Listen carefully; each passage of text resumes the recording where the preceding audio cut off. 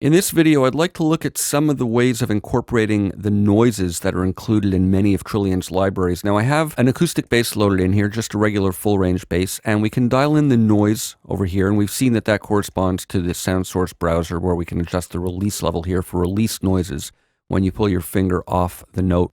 So I programmed up a little part. Let's dial this up all the way so we can really hear it, and let's listen, and then I'll show you how to enhance it even more.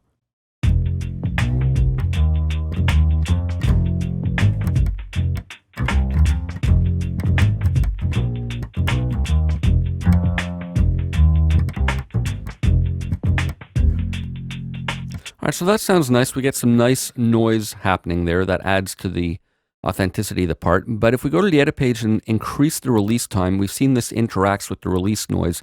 The longer the release time, the more time there is for those release noises to be heard. So let's listen to this. It may make the part sound a little bit overly legato, but I think it'll work in this case. Let's listen.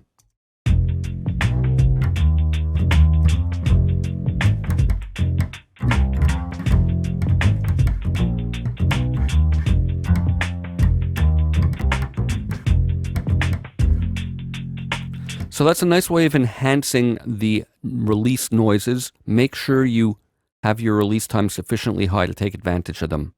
So that's one way of using noises. Okay, I've got that same Trillian bass loaded in, and I've added onto parts 2 and 3 the X notes, which are just some random noises associated with the instrument, and effects thumps.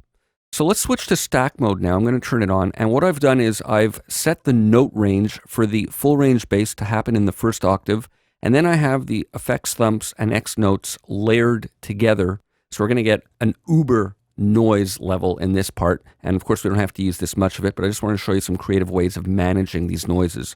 So let me put a little part down.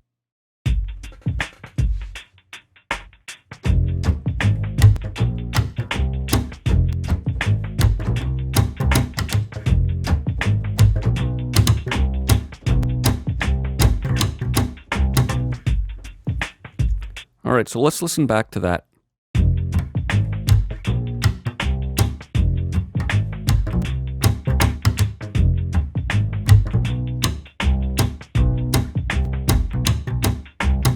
So just based on good old-fashioned note range key splits, I can play noises that way. And the beauty of this is that I can control the volume of them in the mixer, even the processing of them.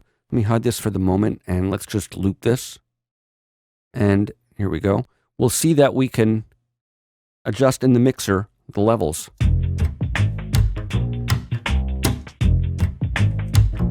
I can even pan them.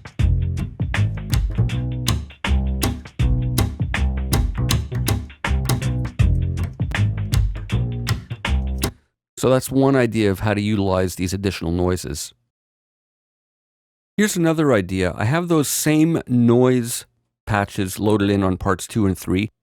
And now I'm in velocity mode, and I'm having the full range bass, the regular legato notes, occur over the full range, but in the higher ends of the velocities, I'm having the other two added in with a slight crossfade so they don't come in abruptly. But basically, in the higher velocities, we're going to hear all of these at the same time. And again, we can still pan them and adjust the levels as needed. So here's another part, another idea of how to utilize these noises.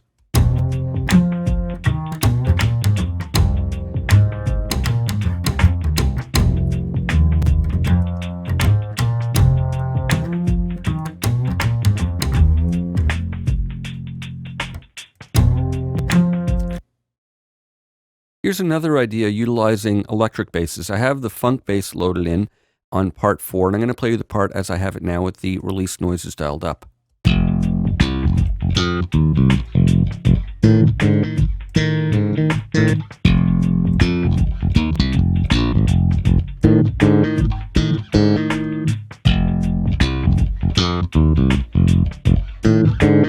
Okay, so we got some nice little natural finger noises happening. Now in live mode, which I have on, I've switched the mouse mode to latch so that I can layer some of the other noises on, and I have the studio funk bass, the X notes, and effects thumps loaded in on parts 5 and 6. So let's layer those together.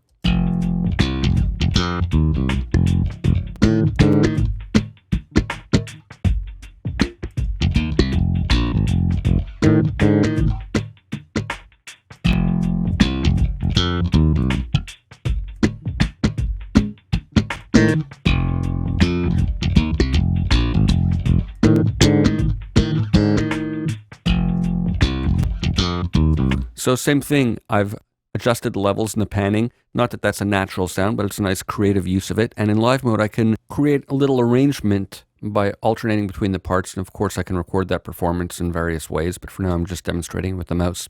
So those are some ideas of how to utilize Trillion's vast library of noises.